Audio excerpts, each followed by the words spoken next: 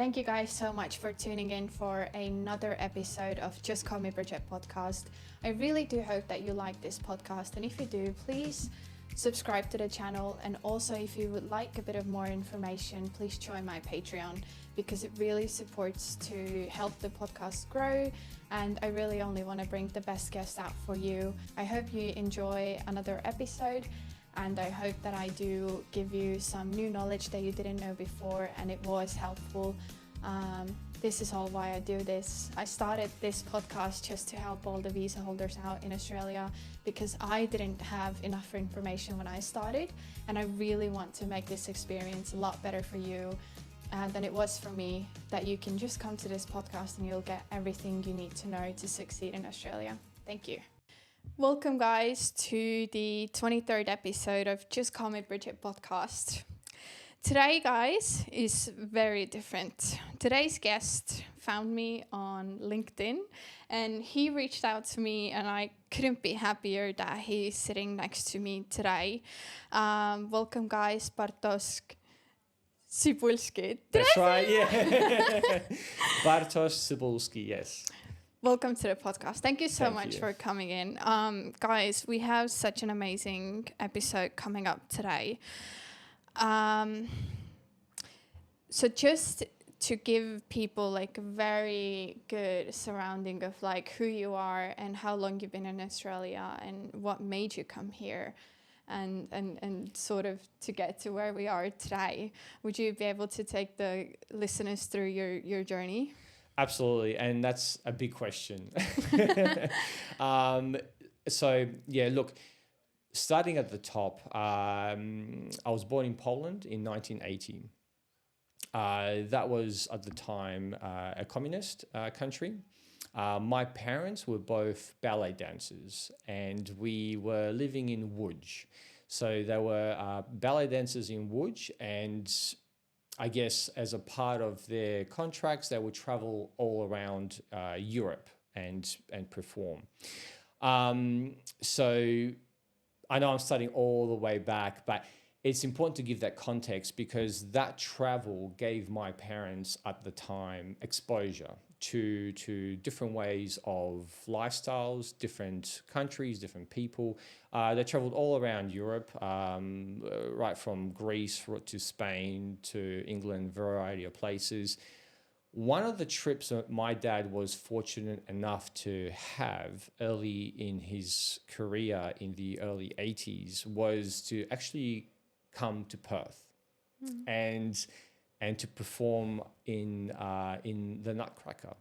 Oh, wow. And so when he came to Australia, he just saw a completely different way of life, and he immediately fell in love with it. And you could just almost hear the wheels in the back of his head turning. How do I bring my whole family from Łódź in Poland in 1980s to this beautiful country here in Perth, Western Australia? And so obviously there would have been a lot of conversation between himself and my mum at the time. And because they were able to travel outside of the country to be able to do performances in like I said, Italy or Spain, it occurred to them that they could use that as an opportunity, as a spring, as a platform to begin this journey, to begin this process. And one day, my parents took a trip to Germany, to West Germany at the time, because back then you had East Germany and West Germany. So they went to Frankfurt and they did the performances. And when it was time to come back on the bus to Poland, my dad didn't show up. So the whole company kind of said, well, look, we can't sit around waiting for this guy to come back on the bus. We're going to go back to Poland. So what my dad did is he went to the police station and he said, look, guys, I've just escaped out of communist Poland and I am declaring myself, I'd like to put myself in your care as a refugee. They then said, okay, and they put him into a refugee housing kind of a place. And then he continued to work to be able to really do anything he could to make money, and started to sponsor us in a way. So he would send care packages, letters, all those sorts of things back to Poland. Obviously, my mum knew what was happening, and that was the plan. And as my dad was staying in Frankfurt, my mum and I started to, I guess, wrap things up at home. Started to sell off furniture, started to meet with family and friends, and people could start to get an idea and a sense that, within our close circle, that things were changing, that things were different. In that time, my mum attracted a lot of interest from the local authorities as well, trying to get an idea of where her husband was and what was happening, because he went to Frankfurt and never came back. So while all that was happening, that was obviously quite a very emotional and difficult period for my parents, not only to be apart, but my dad, who's very risk adverse, obviously had to take a massive risk to not come back on that bus and to throw a dice, basically, at the time, with my mother and myself back in Poland, getting a lot of attention from local authorities, being questioned quite extensively on various occasions, having to keep a lot of that to yourself as well. So you couldn't really talk about it openly. There was maybe a handful of family members and trusted friends who knew that this or anything like this was actually in the works. As we started to sell off furniture and our possessions and make our peace, fewer people were invited back into our home, because you come in, you see that there's nothing here, you're going to ask the question, what's happening? Yeah. And time came when we were going to make our trip across the border to Frankfurt. And how old were you? so I was 9 years old Okay. when this was happening. And no, actually, correction, I was 8, because the whole entire journey took around a year, I guess. So from the get-go of when my dad escaped to when we arrived here in Australia, the whole process was roughly a year. So it started when I was around 8, and none of that was the plan, as I guess we could call it, was never communicated to me. I guess, the old saying, loose lips sink ships. My parents couldn't take a risk that a 8-year-old boy wouldn't be talking about this at school. So I didn't know anything. And that was obviously stressful for me. So I remember that time quite clearly, and how I was trying to, well, I wasn't managing it really, because I was 8 years old. I was experiencing it. So there was a lot of stresses there attributed to those experiences and the unknown.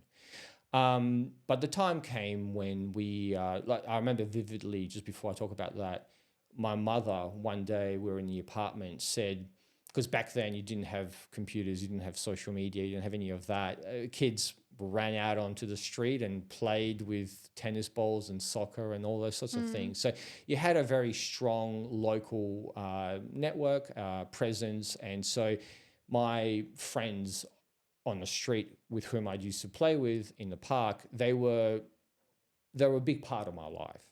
And we would go to school together, and we would be all living in the same area, and it'd be familiar faces and people that you would be constantly connected to. So I remember this one time my mum said, okay, Bartek, it's time to go and say goodbye. And I remember thinking, what does that mean? Like, I don't actually know what that means. Why am I saying goodbye? Where are we going? She said, don't worry about that. Just go and say goodbye to your friends. And I remember going out to the playground, and there must have been about 8 kids. And it was just this really awkward goodbye, because I was saying to them, all right, guys, I'm not coming back. And they were like, where are you going?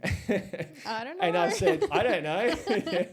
So I said my piece. I said goodbye to them. And I remember everything about that moment. I remember the time of the season. It was mid-seasons. It wasn't summer. It wasn't winter. I remember what everyone was wearing. I think one of the kids was wearing a turtleneck with a leather jacket, and I remember saying my goodbyes, and then just kind of saying okay bye, and then walking back into the apartment that we lived in. So being in Woodge, everybody lived in apartments, and I remember the way that apartment smelt. I remember the floor. I remember the lighting in that apartment. I remember making my way up the stairs back to my mum and saying, well, that's done. I've said my goodbye. And that night, my uncle came to pick us up. So all we had really was just a suitcase. Everything else was sold off. It was essentially you bring the bare necessities. And we went to my uncle's apartment, also in Woodge. Now, my mum has two brothers and a sister, and at the time, obviously her parents. So the whole entire family with multiple cousins, all crammed into essentially 3 rooms the size of this one. So we all had dinner and all those sorts of things. And it came, again, time to say goodbye. And I remember what a deeply traumatic and difficult time that was for my family. My grandparents, who were still alive at the time, had lived through the Second World War. My uncles and aunties, at the time, obviously not knowing what the future holds, to them and to my parents, it was almost like a death sentence. It was Poland was communist, and as far as they were concerned, it was never coming out of that. The internet wasn't around. There was no way of, other than writing a letter, there was no way of being in touch with one another. Grandparents, their parents were getting older, so there's no way of knowing whether you're ever going to actually see them again. And you're saying goodbye to every single person in your life. You're saying goodbye to your mother, your father, your sister, your uncle, your cousin, your friend, your co-workers, everyone. And you're going into a place you know nothing about.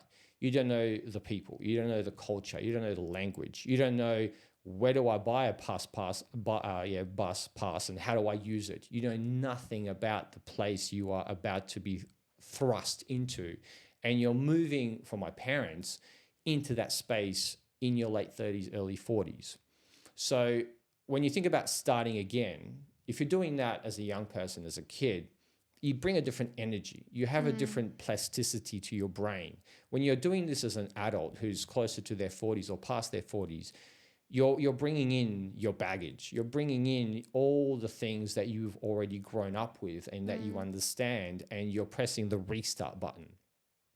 So I remember us saying our goodbyes. Again, I remember everything about that day. I remember playing with my cousin, what we were playing. We were playing Star Wars figurines, and I remember all the tears and all the shouting and all the trauma, I guess you could really call it. There's no other better way of saying it. It's trauma. And I remember me and my mum, walking down the stairs of this apartment, circular stairs with my uncle, and my grandma just screaming at the top of her lungs, at the top of this apartment, "Don't go. Oh, wow. Don't go." And yeah, and that was an incredibly emotionally charged period of life. And my mum was obviously in tears the whole entire way to the airport. We got into little mini, in Poland, you got these little mini cars, maluchy they used to call them. And we're all pretty big people. And so we're all crammed into this little thing with all of our baggage, and off we go to the airport. And so I remember my uncle was in the local party at the time as well. So him and one of my uncles actually helped us out quite a lot in booking what is effectively an air ticket for a mother and a child to go to a foreign country at a time when the Iron Curtain was still effectively up. So we got to the airport. I remember a man in uniform. It was late at night. I fell asleep on the way there. And I remember waking up and boarding this plane in the dead of night, and basically flying off. And the feeling that I got, not understanding a lot at the time, and obviously my mom was just destroyed in that moment. She was just beside herself.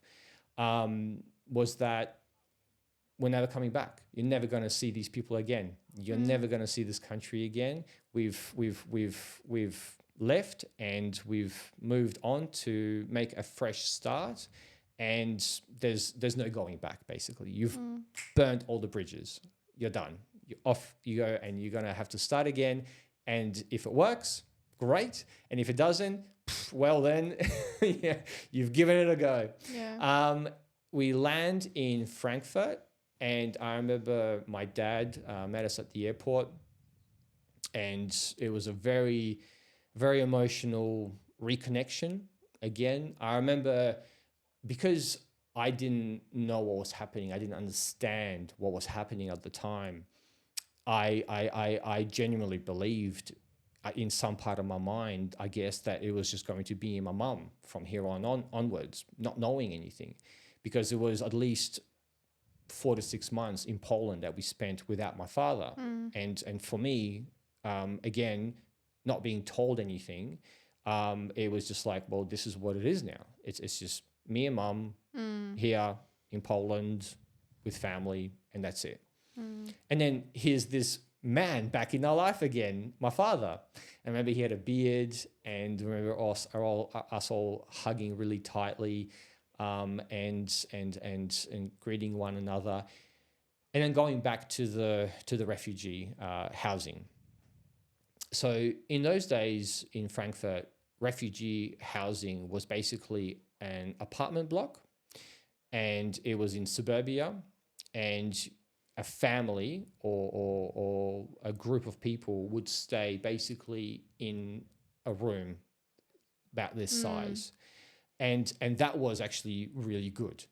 That was actually really good housing in Frankfurt for refugees, because we had friends who had also made a similar journey, with whom we connected here, which we'll talk about later on in Australia.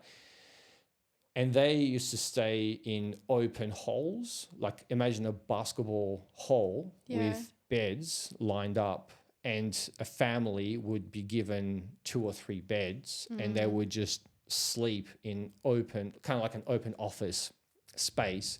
And you'd have your luggage there, you'd have your passport there. And so they would sleep with their passports inside their clothes. Because what if someone steals Because what it? if somebody steals it? And you would be all sleeping together on the one bed with your kids there all together, because again, like, you need to group together for safety and have all of your passports and documents on you. So we were really lucky that we were given a room like this. And then basically we were there for 3 months, but the experience again of being in Frankfurt in that housing again came with its own episodes as well. So I remember in this particular housing estate, there was a mix of refugees from all over Europe and abroad, all in similar situations to us. But most of them weren't families.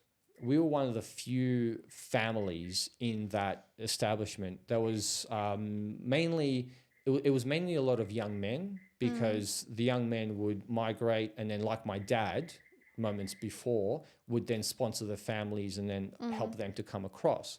So it was a tightly confined space, and because you had a good mix of different nationalities and cultures, sometimes those nationalities and cultures would clash.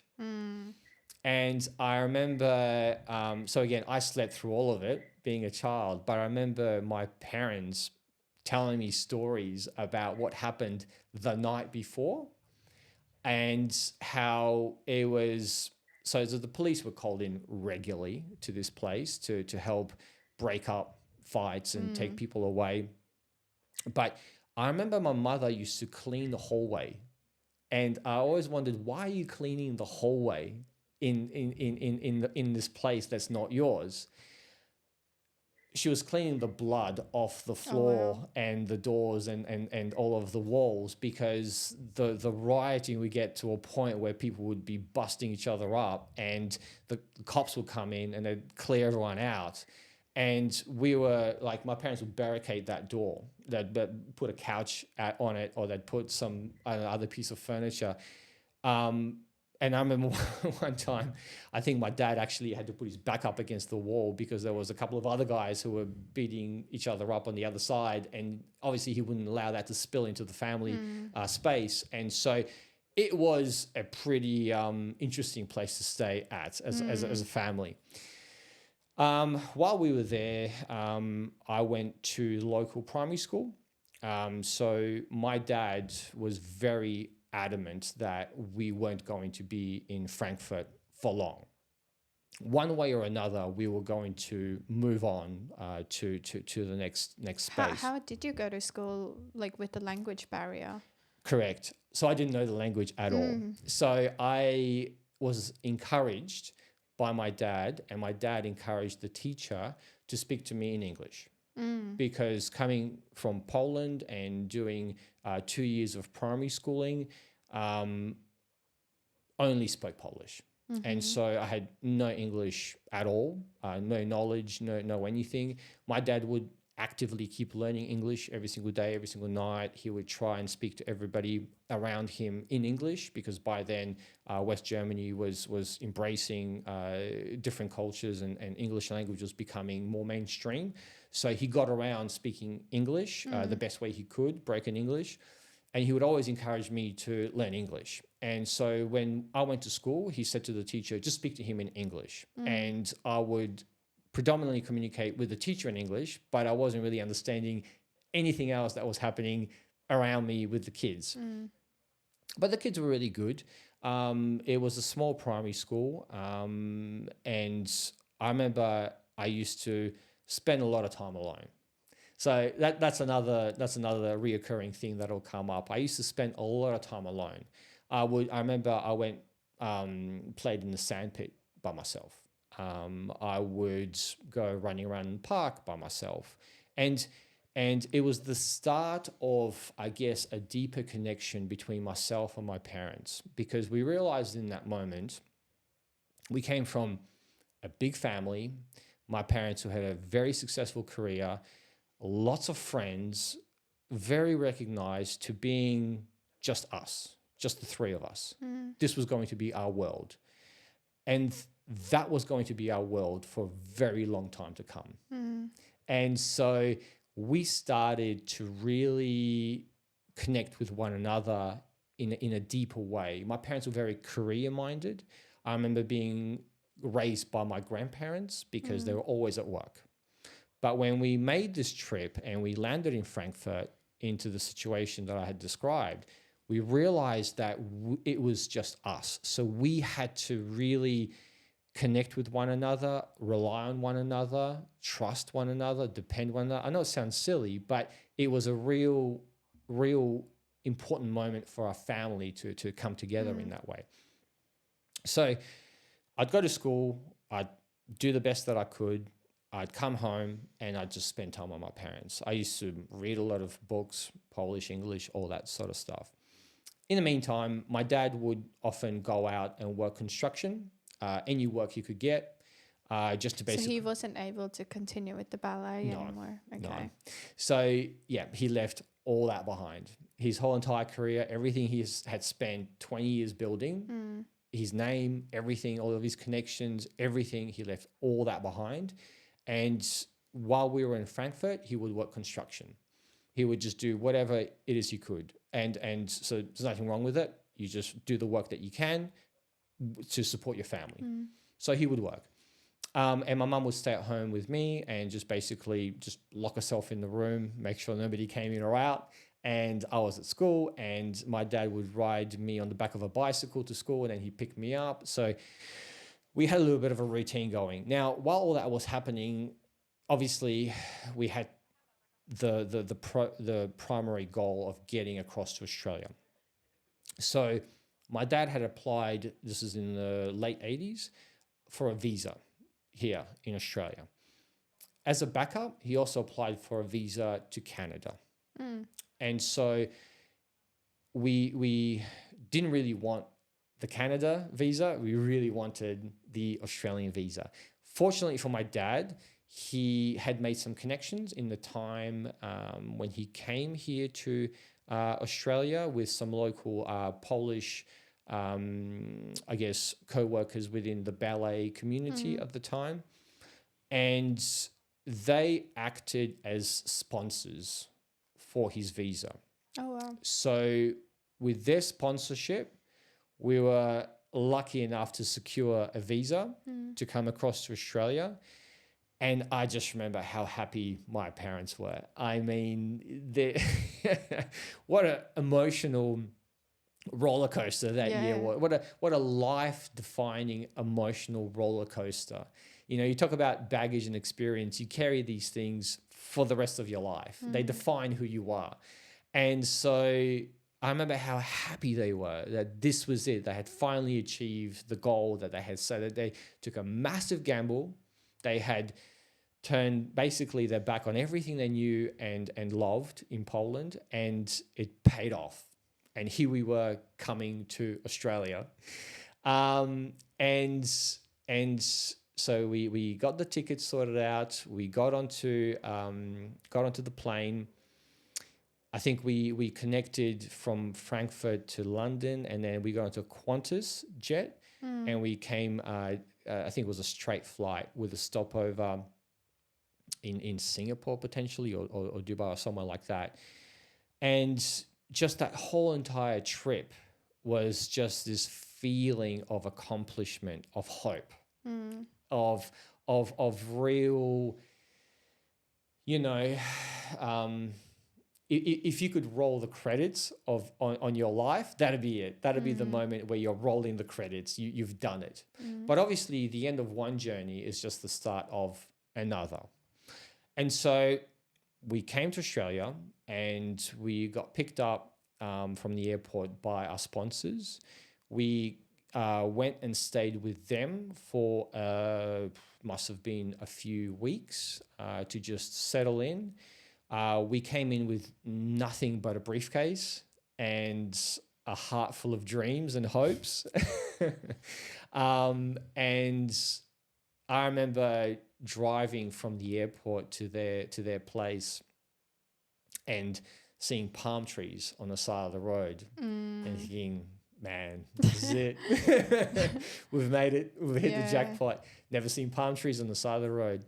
And it was just an incredible experience. I remember the big sky. I remember the palm trees. I remember seeing the ocean for the first time. I remember seeing the curve in the ocean because it was so wide and expansive, and you could just feel the fresh air. I mean, coming out of Łódź, which if I could equate that to anything familiar, it's like Manchester or Liverpool. It's a factory, by default, it's a factory city, which grew up in the industrial age. A lot of pollution. A lot of that didn't get cleaned up during the days when I was there. And so I had asthma in Poland. Yeah. I had asthma in Poland. I had, what also happened is when I started schooling, my back shot off to one side. So there's pictures of me just before the trip where you could see me almost standing at like an angle like that. What had started to happen is my spine, my development was going off on a curve. I wasn't developing equally. And so one of the first priorities when we came here to Australia was to fix this development issue. And what they had done is they operated on one of my knees to stop it from growing so that the other one could catch up. Oh. And I remember getting severe back pain as a child, as a 9-year-old, as a 10-year-old, because the body wasn't functioning symmetrically. The operation meant that obviously there was going to be a recovery process. There was going to be time off school. And what we discovered is really the best thing for a young boy who is needing symmetry and recovery was swimming. And so I got quite heavily involved into swimming. And swimming has then basically carried on as a passion. I used to swim local state for the city of Perth, and it was just a real passion of mine. But when we got to the country and I was an asthmatic with this severe back issue, just being here meant that my lungs cleared up. Fortunately for us, when my parents were settling in while we were staying with our sponsors, we were able to again have the benefit of Medicare, which was a massively huge deal for a family with nothing, with a son that was ill. And I don't believe I would have been able to get that help anywhere else. Medicare is a massive benefit, and for families who can't afford it to get that level of help, world-class help. I was able to get the operation, which then meant that through swimming, my body evened out. If I hadn't had that operation, I would need to wear a heel in one of my shoes because one foot would be longer than the other. So that, to begin with, was a massive help.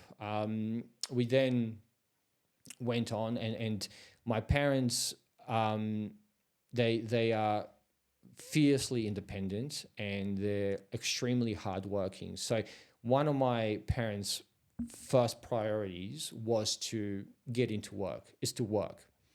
Obviously, in the initial sense, they were supported by Centrelink as well, which again was a huge help because, again, we came here with a suitcase. We didn't speak any of the language. We needed to work through translators.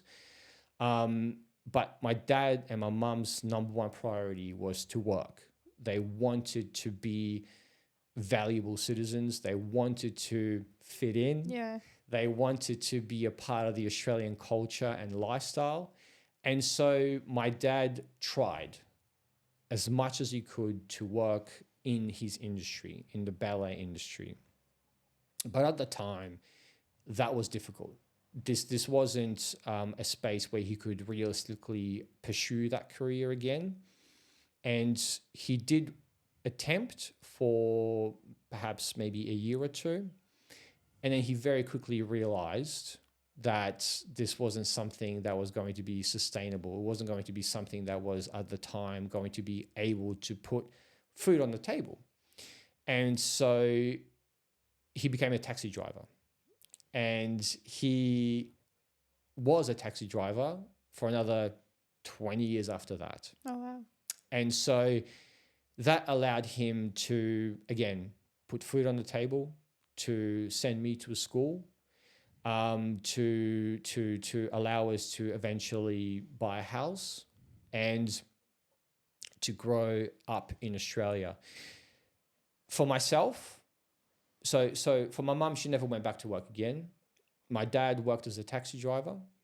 And for myself, I basically started again here, like my parents.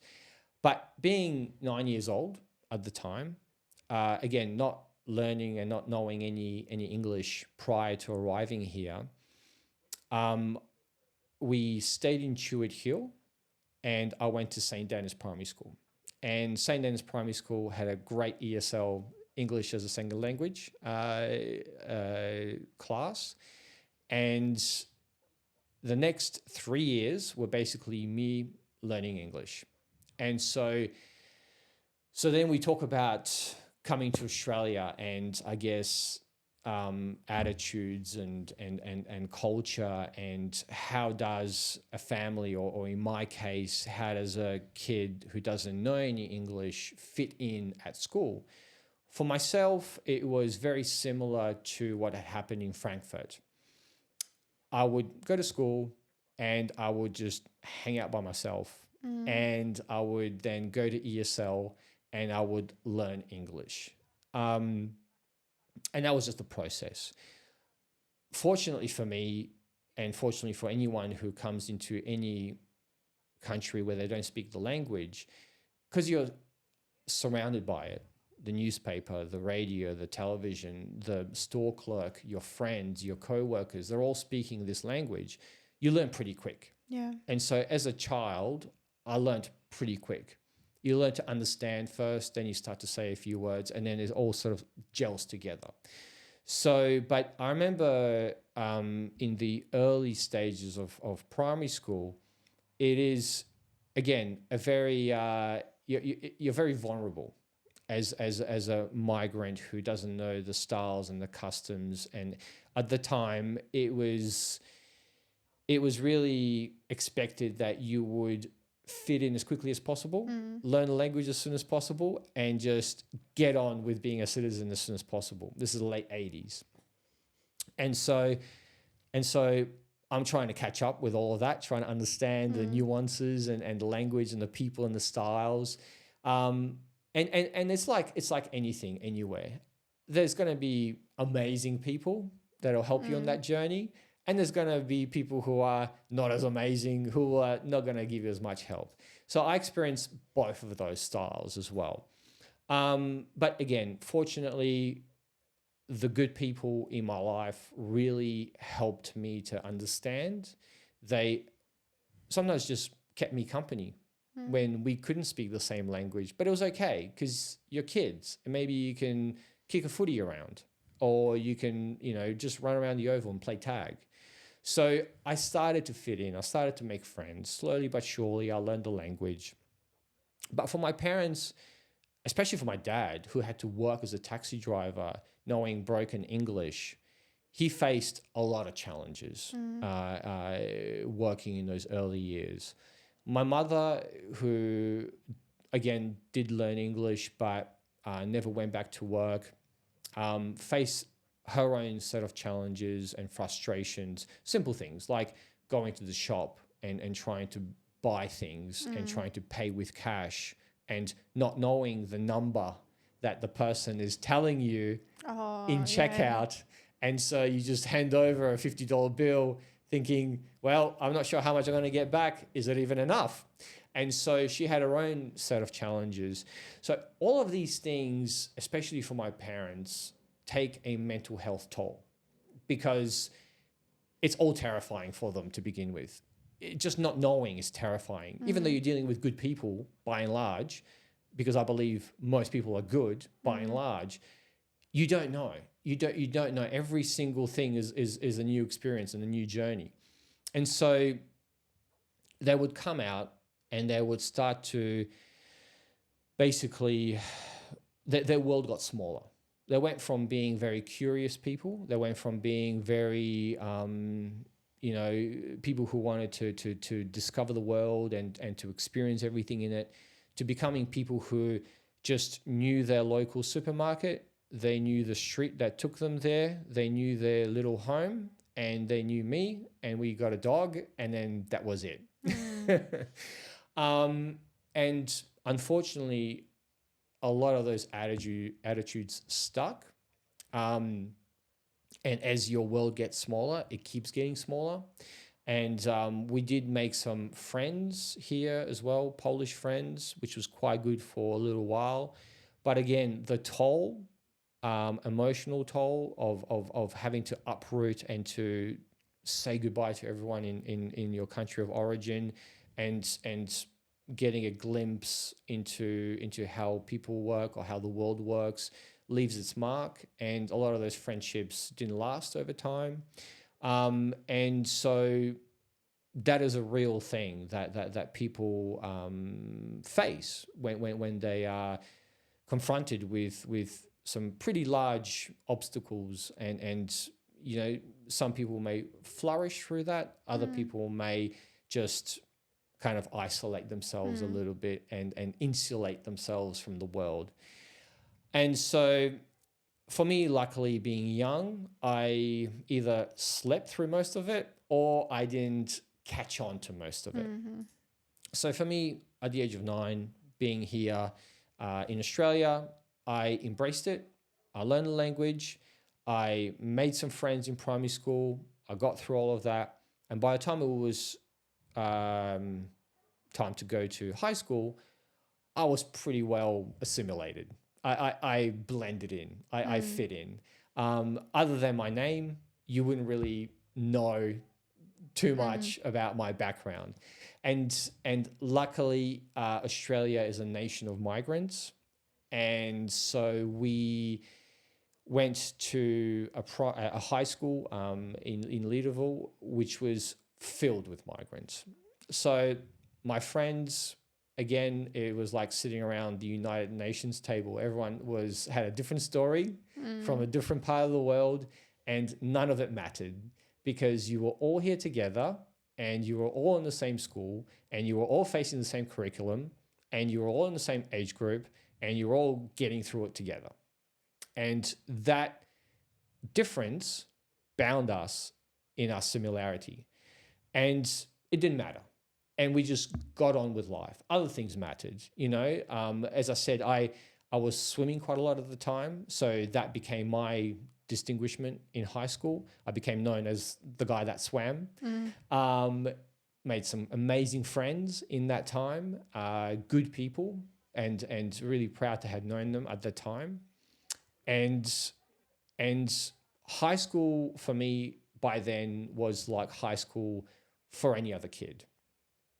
It was filled with the usual high school stuff, which was good, which was healthy, which was important because that's where you get to learn the society's cultures, nuances, and the culture. You really learn it in those early years, going through the schooling systems and clubs and sports with your peers.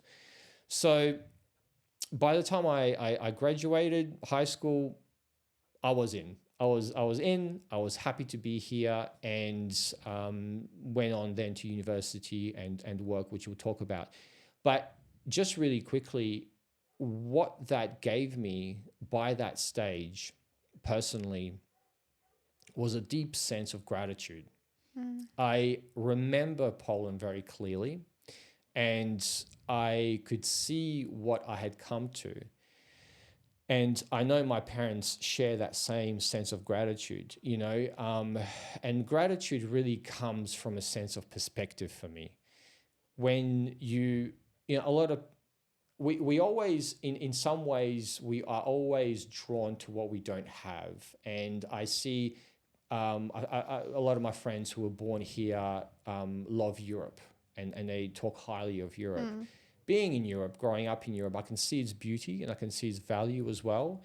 But standing at a bus stop in minus 30 degrees in the middle of the night, or what feels like the middle of the night, is not a lot of fun. And you don't really know that until you experience it. Maybe you do love it, that's fine.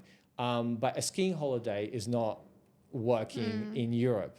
And so for me, I became really grateful of the simple things here in Perth, Western Australia. Like right now, you know, like I'm sitting in t-shirt and jeans, and when I leave, I'll leave in t-shirt and jeans. Like it's that simple. And when summer rolls around, it's t-shirts and shorts. And so I love that. But it goes deeper than that. You see the way that the society here functions. You see how people are supported. You see how welcoming a lot of the communities can be as well. And when you focus in on those positives, I believe you attract more of those positives.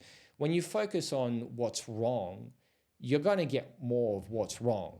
So for us, what was our saving grace when we came here to Australia from Poland is just being grateful that we were in Australia.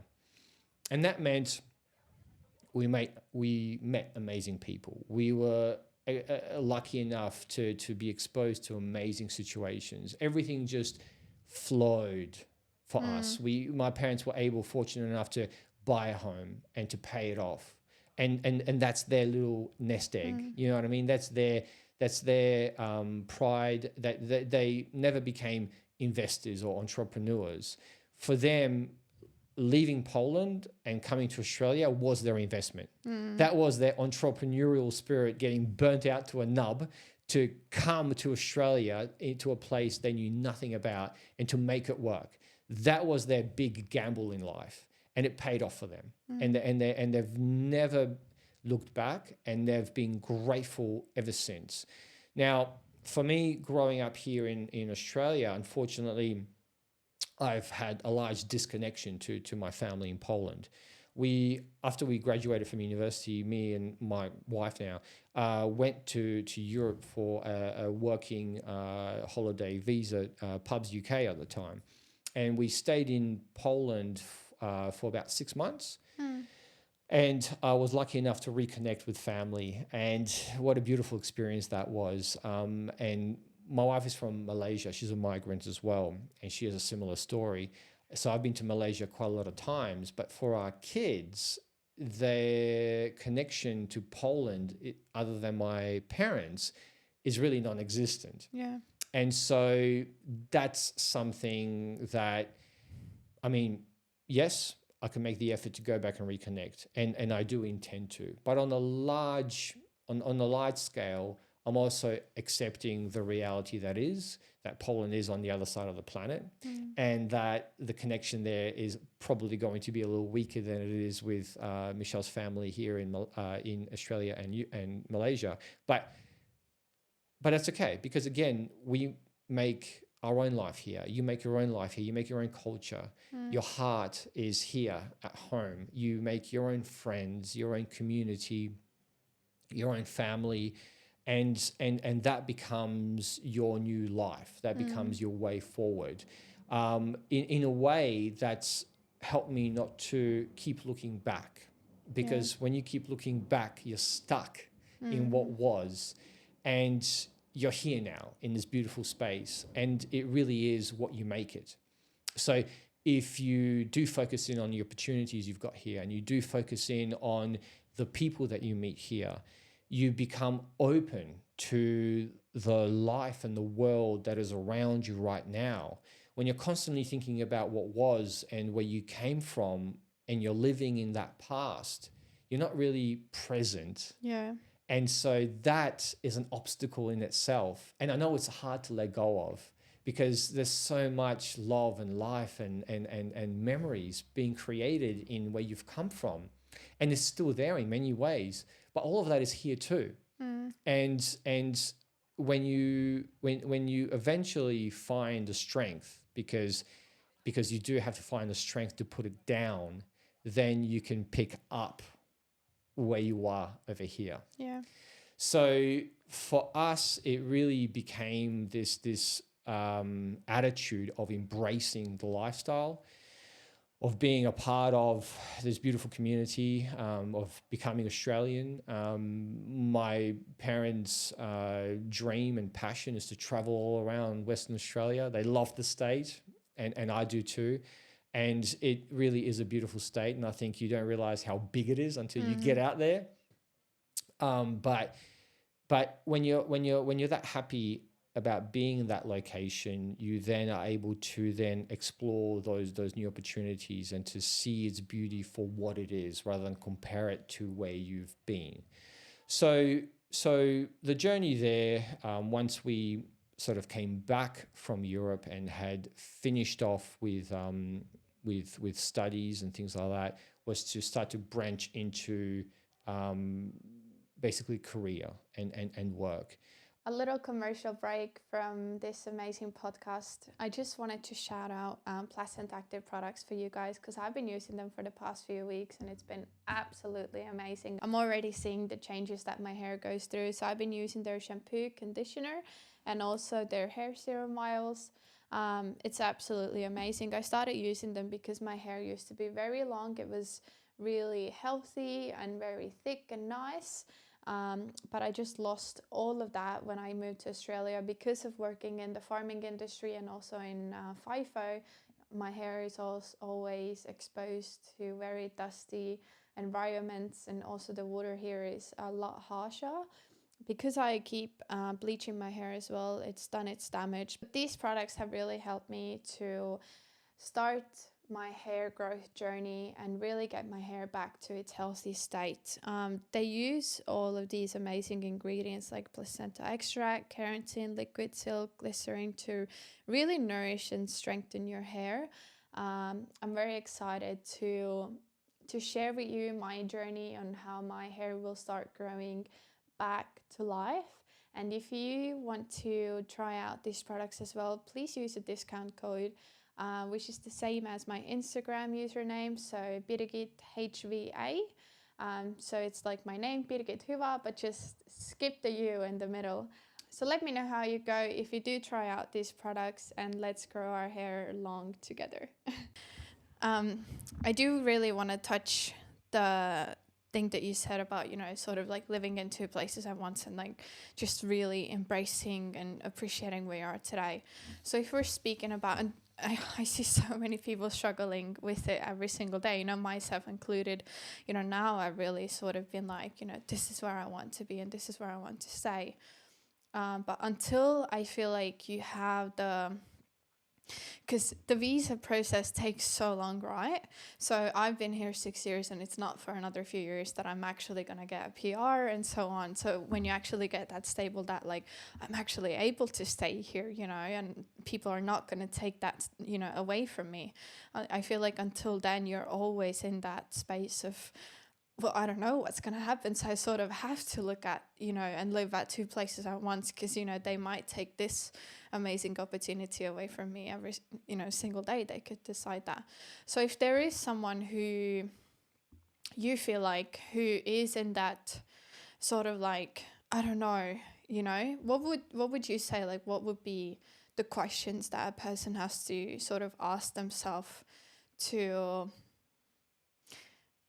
ground them to and stick by their decisions? And that's a very good question because, as you say, when you're going through that process, you don't know if it's going to be yes or a no, and so you're kind of hedging your bets and you're trying to be objective about your situation. It's a tricky question. And I suppose my parents faced that when they were in Frankfurt, and I guess it's a really tense time of the unknown. Look, I think these kinds of experiences show you who you are.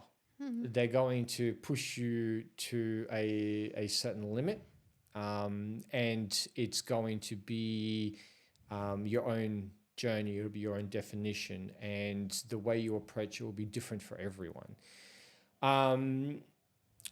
Me personally, facing uncertainty and challenges within my own life, whether it be career or whether it be, in this case, coming to Australia, I'm a big believer in focus. I'm a big believer in having a goal and working towards that goal and doing everything you absolutely can to make that goal happen.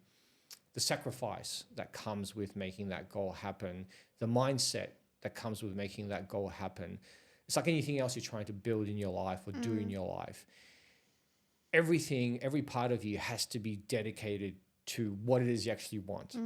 So sometimes you might need to take a step back and go, well, here I am. I've seen this place. Maybe it's not for you. Maybe it is for you. Have a think about what it is that you want in your heart of hearts. Is this the place that you want? Or have you come here for a wonderful holiday and maybe you do want to go back to family and friends?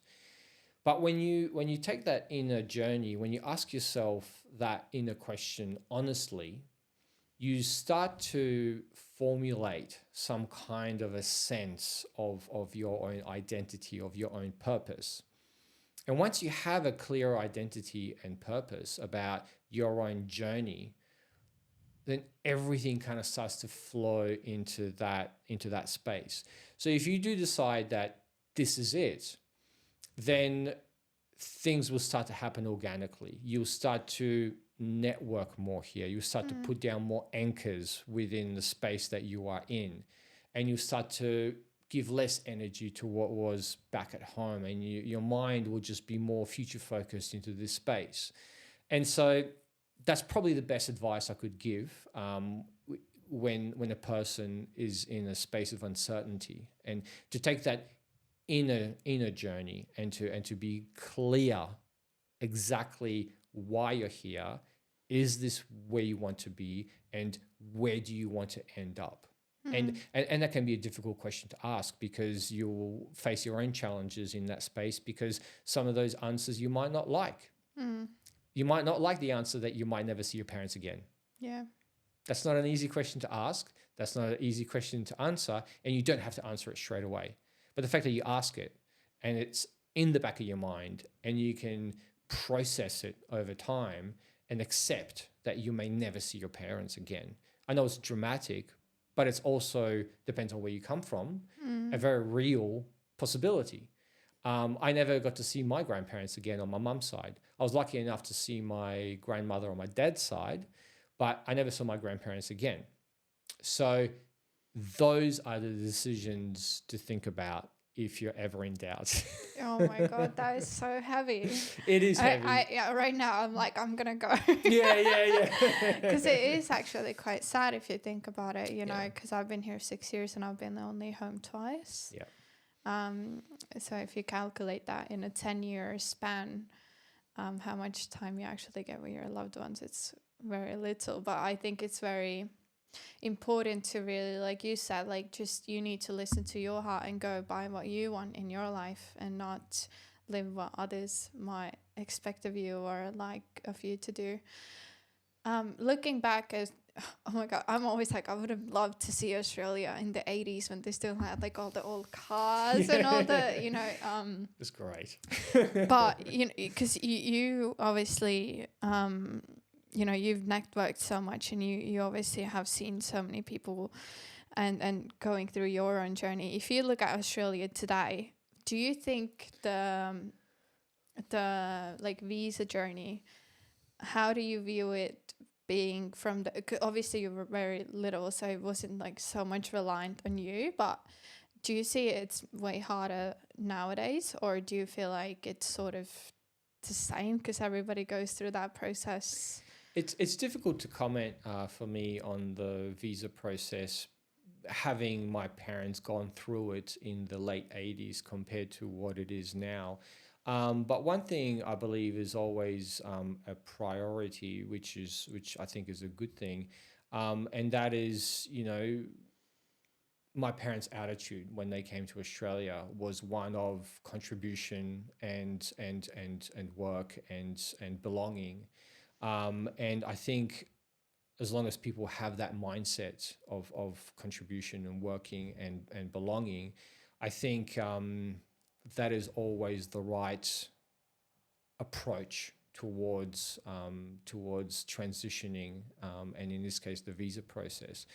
I think, you know, it's a difficult one to answer because you know, Australia being this big beautiful country, you know, we can definitely you know, do more and grow, but obviously that has to be done intelligently, and it has to be done in a measured way. So yeah, there's a few things to consider in that space, I guess. You did mention earlier, and we had I had a chat before the cameras went rolling. So I have two questions for you.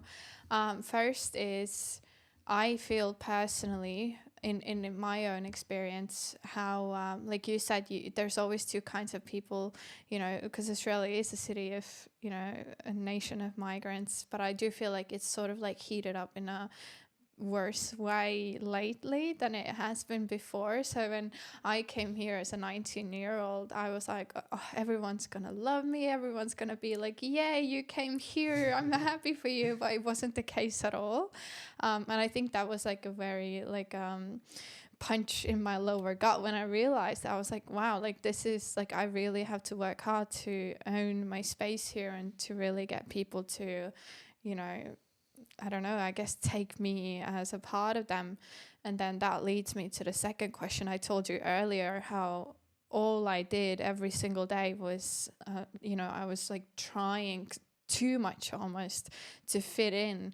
Yeah. And I to this day I still struggle to sort of like be proud of, you know, that I have come here and that I am on a visa, because I really, even when I've worked in FIFO and so on, I always feel like that's like a minus for me. I don't know. I've always felt like that's like my baggage, and I've like tried to get rid of it, and I don't embrace it that much. But how would you say, if you do embrace it, how can that actually turn into the plus side, and how you can use that to your advantage in building your career? And Absolutely.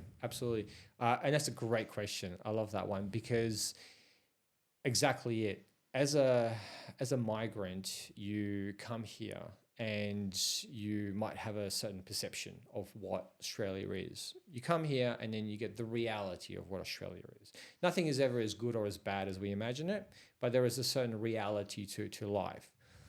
Now, coming in, I always see it, to answer the question broadly, it's a balancing act.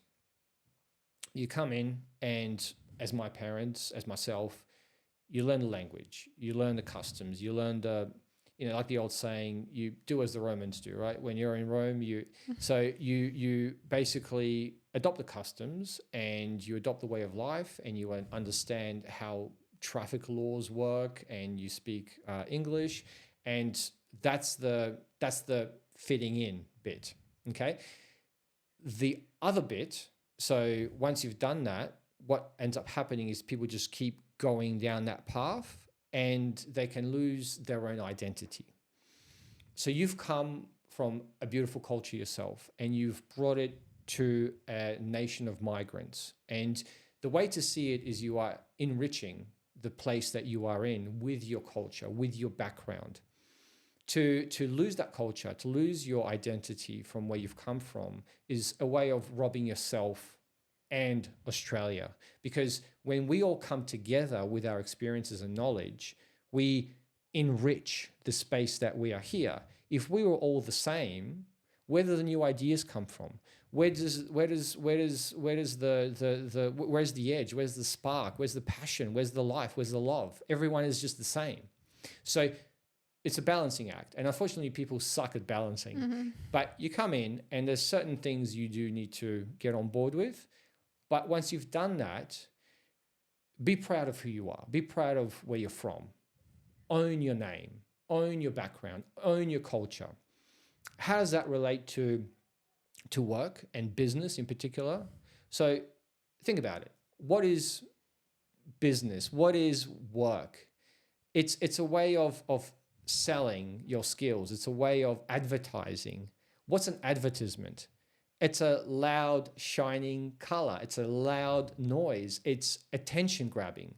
What better way to grab attention than to lean on your identity, on who you are, on where you've come from? You own that identity. You are the only person in this area with your background doing what you do. You own that identity, and that becomes your marketing tool. That becomes your advertisement. That becomes something you can own and be proud of. And Australia, in a professional space, is very keen on that difference. Is very keen on multiculturalism. Is very keen on having equal representation from all parts of community.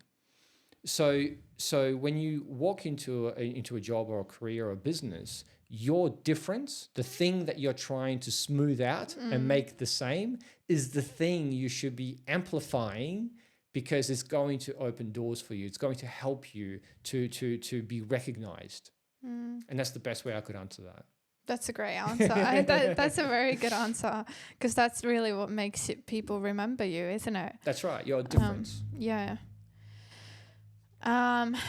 Because of the time, guys, like I think we need an episode a part two.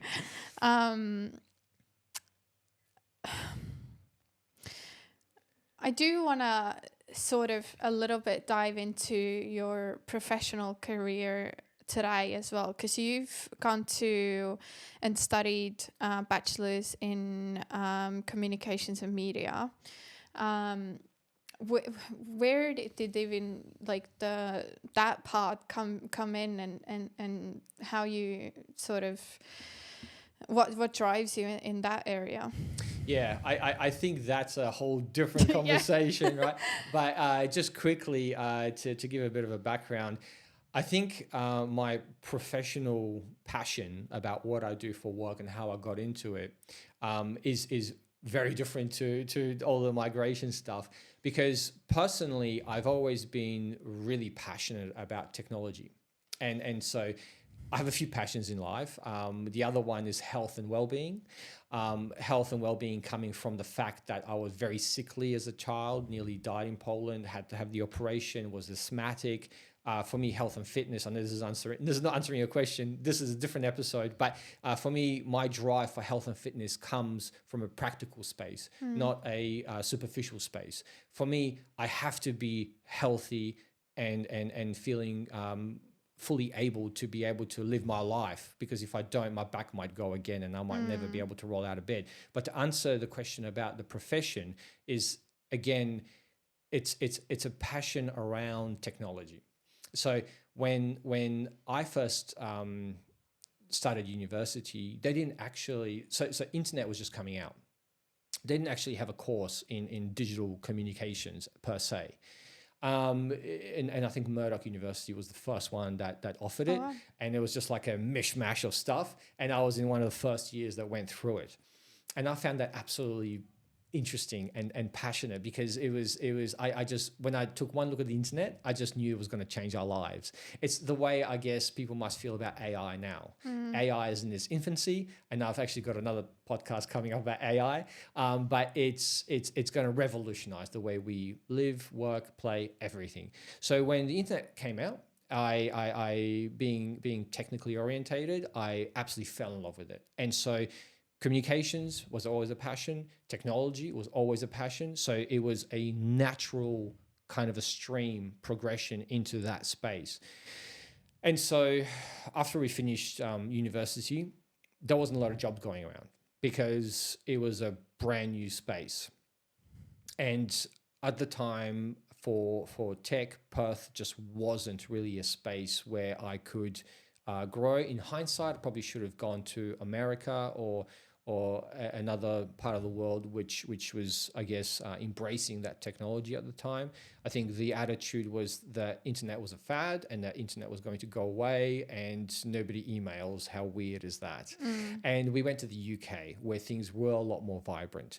But unfortunately, I wasn't able to secure into a role in the UK, but that's probably also fortunate because I would prefer to be here in Australia. When we came back to Australia, agencies were starting to, advertising agencies that were branching out, that were traditionally doing magazine spreads, printed adverts, were starting to branch out into the digital space. So I worked for quite a few agencies around locally to build up some experience and knowledge. And that got me onto the path of communications as a whole. And that's really where I've been in.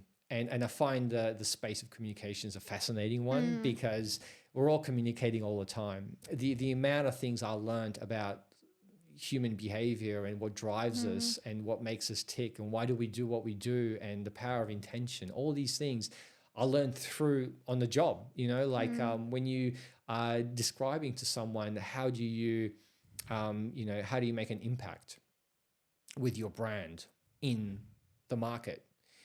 You have to understand, what do people actually pay attention to in the market? What's your angle? What's your hook? So it has you thinking on a whole other type of trend. So for me, because technology and communications has always been a passion, I have been fortunate enough to stay with it for the course of my career. I know sometimes we do degrees or we try out jobs that we may not like too much, and then some of us may have a career change, and that's fine and that's great.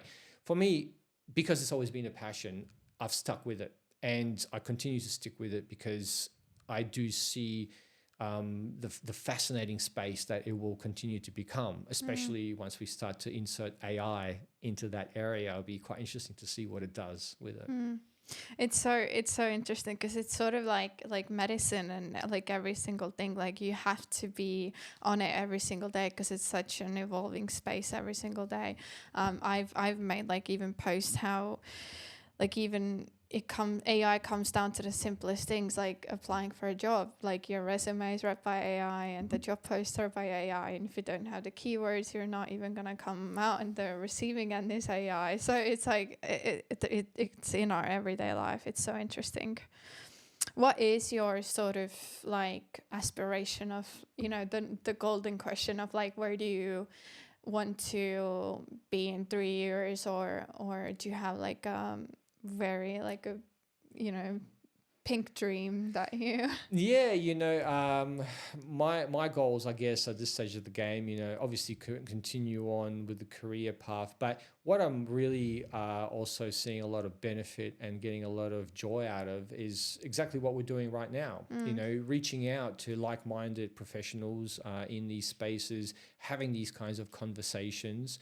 I feel there's a lot of there's a real gap there. Knowledge and wisdom, I think, can be two very different things. Knowledge is something you can acquire when you go through universities, and you can learn something. Wisdom is something some people are born with, or it's something you learn and accumulate in your time on Earth through all of your experiences. And the experience coming back to, you know, being a migrant and coming across here from Poland was a real eye-opener as a kid about the way the world works, the realities of the world, what matters in life, the importance of family, the importance of friendship, the importance of having good people around you. It gave me a perspective on life that I think is second to none. It was a very difficult time, but I wouldn't exchange it for anything, because the perspective that it gave me about what is important in life and the wisdom that needs to be shared with people and the lessons that we all need to learn. We often live in our minds and we have a lot of goals, but we very rarely connect to our heart and feel what is happening in our space and connect with one another. I believe we're all interconnected. I believe by listening to your heart and coming from a heart space, you get to be present and awake to what is happening around you at the time, to be able to really connect and to really make the most of an opportunity, or to stay safe. And for me, what's important is to continue on that journey in all areas of my life. Is to really continue to have these conversations, to connect with important, good, like-minded human beings who share obviously that vision and that idea. And then as you connect within your network of people, your tribe, as we like to call it nowadays, opportunities come from that. You know, like if we relate that to a workspace, it's all about who you know in a workspace, right? So but by having genuine connections, because people know when you're not genuine, and people know when you are genuine. People know when we have a real connection, and they can feel it, they can sense it. And when you talk about wanting to help out friends, you help out those who are really, you know, who you've really made those deeper connections with, and to have a real sense of belonging, a real sense of purpose, to be more genuine in your everyday interactions, to be more of who you are. And that takes strength to be genuine. It goes back to identity, which we talked about earlier. You know, to be strong in who you are, in your name, in your past, in your culture, in what it is that you are bringing here. To own that, and to connect with people who are respectful of that, who also have their own value to bring to the table in that space. So when we talk about the future, about the pink dream, it's to continue to grow that tribe for my own self, for my own people, for my own, purpose, but to also share my message the way that I'm doing right now, to talk about my own backstory, to, because we can all make snap judgments about people. We take one look at someone and we'll think we'll know everything about them. Yeah. And that's very rarely the case. And I, like everyone else, have my own backstory and have my own journey that I've come from, which then drives my decision making and drives my own identity and my own value set. So yeah, it's to continue on that journey. Yeah. I have a few questions. If that takes us back to our previous conversations, there is a lot of people here that are now having kids in Australia, but coming from a different country, and same for you. How have you found? Like you said, that you've taken your kids back to Poland, but you understand that they'll never have the same connection with that country as you have. How do you find that sort of balance, or how important it is for you to sort of share that message with them and sort of tell the stories of where you come from, or do you feel like, this is their generation and let them be in the space where they are? Yeah, I think things are always overlapping. I don't think anything is really that black and white. I think, again, comes down to balance and comes down to making your peace with how things are going to be. So when it comes down to my own family, I think what is important is obviously they have the two cultures which influence their everything. And I equate it to like when I'm reading a self-help book. There's a lot of practices in that book, and I'm not going to remember every single one of them. But if I can take away one or two things from this book to apply to my life, to improve upon in some way, that's good enough for me. So the way I approach culture with my kids is they're Australian. That's it. That's what they are. But with a twist. They also get to have a bit of culture from mum, and they get to have a bit of culture from dad.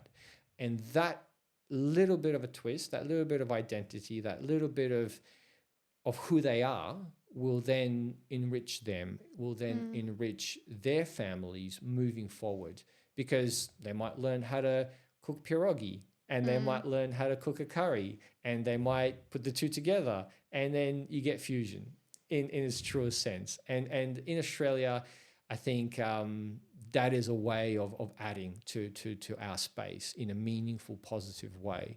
And to take that away, I think, is to rob us of real value, of real wealth. Our culture is always evolving here. Like I said, we're a nation of migrants, and I think there's always going to be change, and there's always going to be if there's one thing that's certain, is change, right?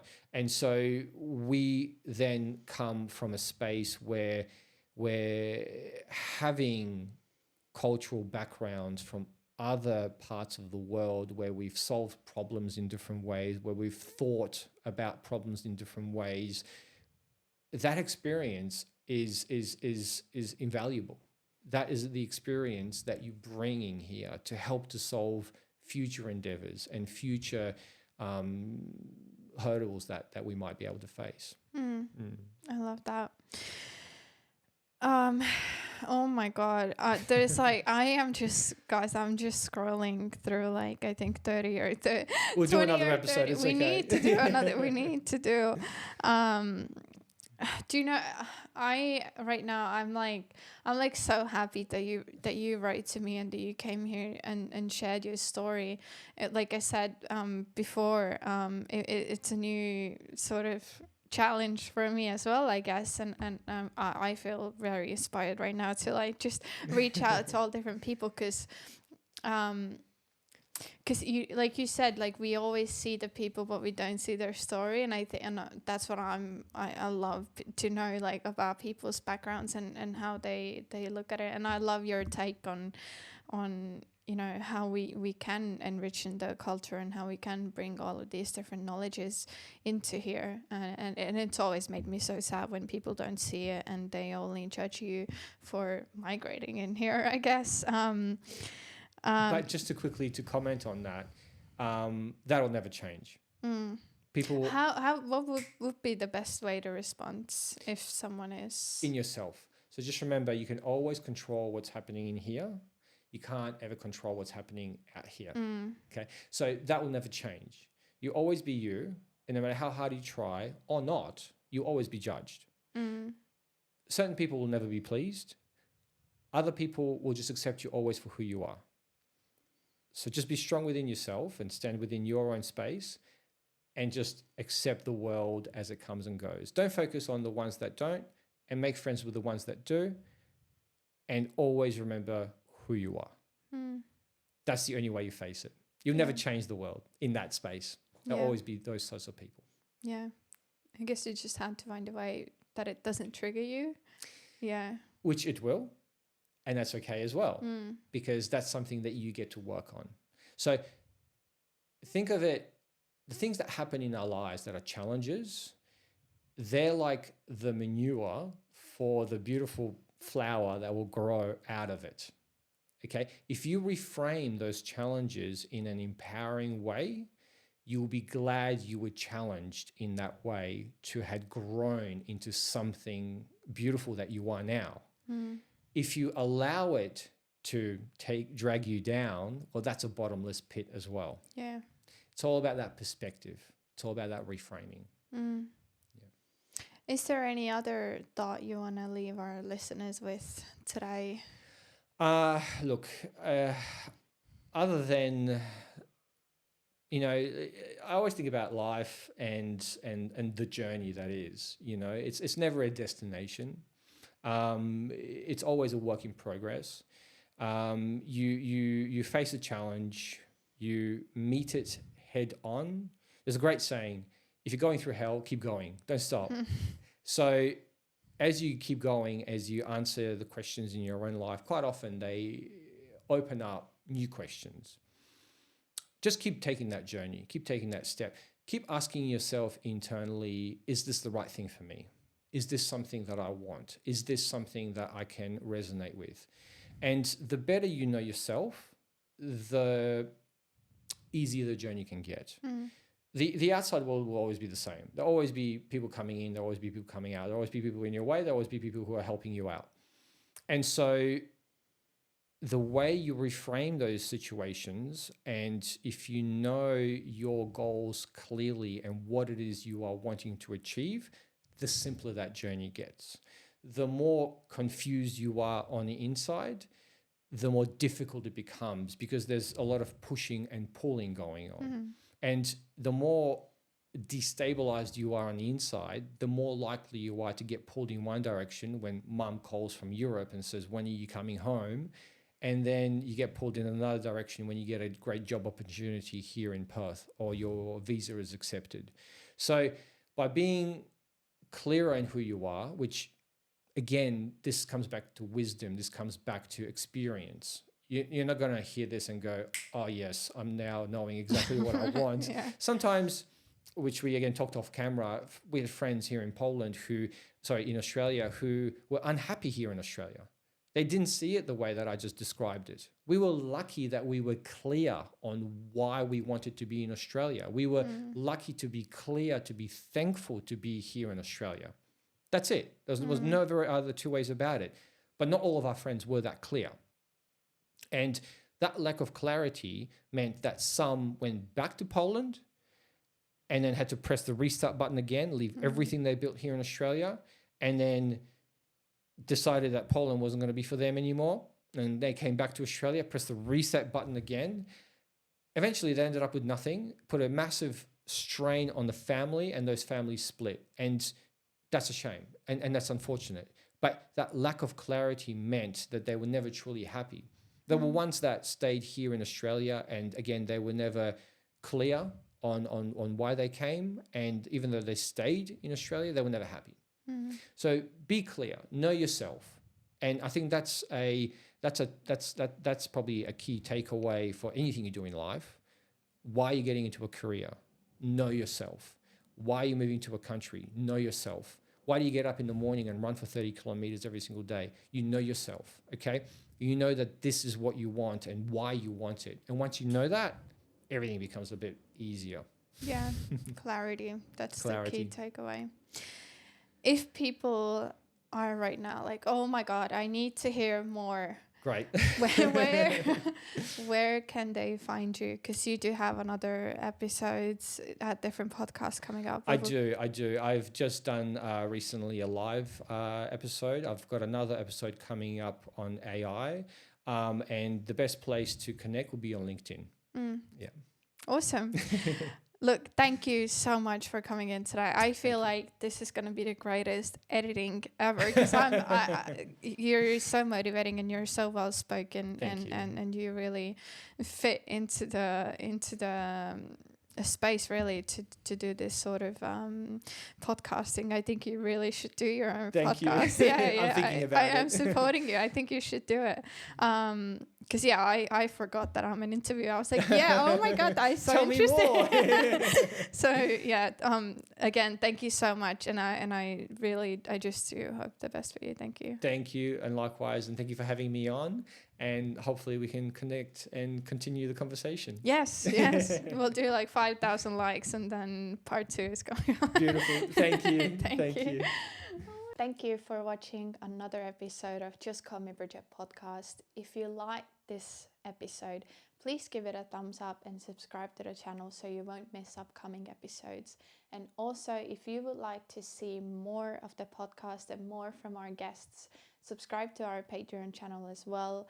I have so much information in there already. You'll also be able to do a Australian consultation with me. And there's heaps of other different options, and you can also support this channel. If you do have any questions, or you have maybe other guests that you're thinking that you would love to have on this podcast, let me know in the comments down below. Thank you again for watching, and I'll see you in another episode.